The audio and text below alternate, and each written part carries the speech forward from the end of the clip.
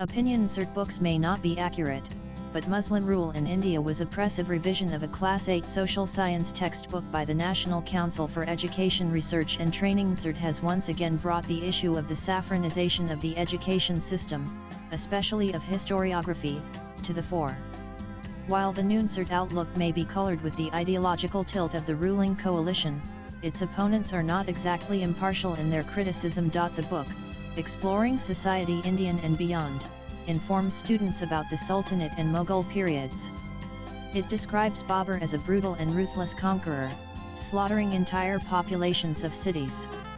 Akbar, termed as a blend of brutality and tolerance, fares a shade better.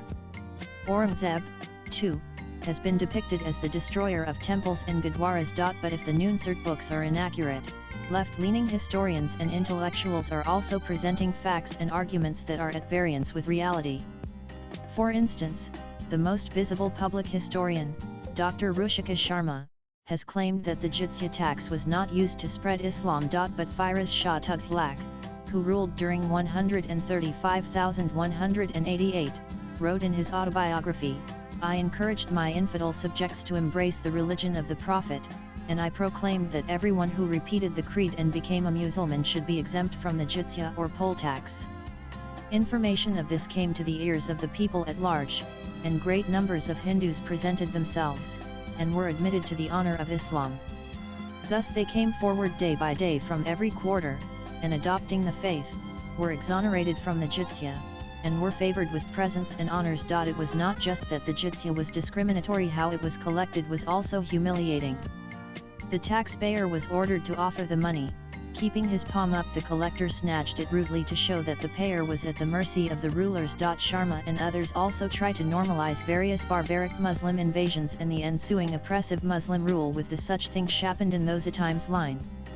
The underlying message is that the actions of medieval Muslim rulers should not be regarded as exceptionally brutal. Really, the famous American historian Will Durant wrote, "The Islamic conquest of India is probably the bloodiest story in history." It is a discouraging tale, for its evident moral is that civilization is a precious good, whose delicate complex of order and freedom, culture and peace, can at any moment be overthrown by barbarians invading from without or multiplying within. The barbarity of Muslim rulers is well documented, mostly by Muslim writers. Consider Taimur 13361405, Central Asia's jihadist conqueror. I reproduce the sack of Delhi December 1398 in his own words. 1 lakh Hindus were slaughtered in the massacre. The following passage is from his memoirs, Malfuzati de Muri, quoted from him Eliot and J. Dowson, The History of India as told by its own historians. On the 16th of the month, when the soldiers proceeded to apprehend the Hindus and Gabras Parsis who had fled to the city, many of them drew their swords and offered resistance.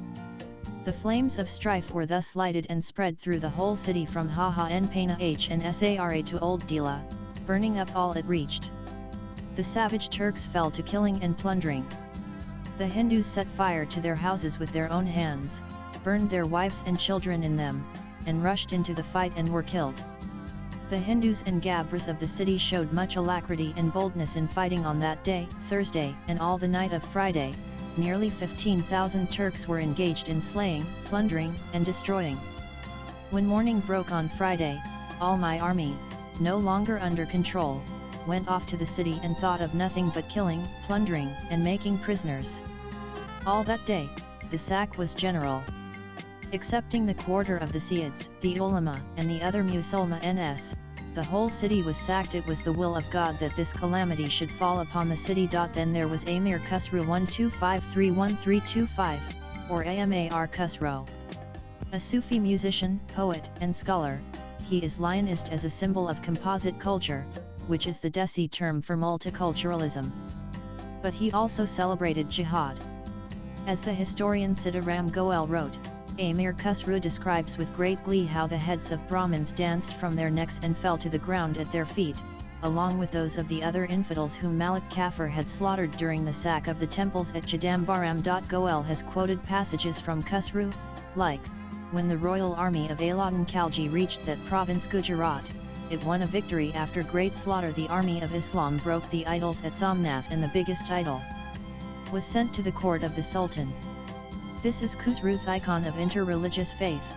Swipe left for next video. Just because some votaries of Hindutva show excessive enthusiasm and prejudice in rewriting history doesn't mean that Muslim rule was humane. The author is a freelance journalist. Views expressed in the above piece are personal and solely those of the writer. They do not necessarily reflect NEWS18's views. Latest blogs.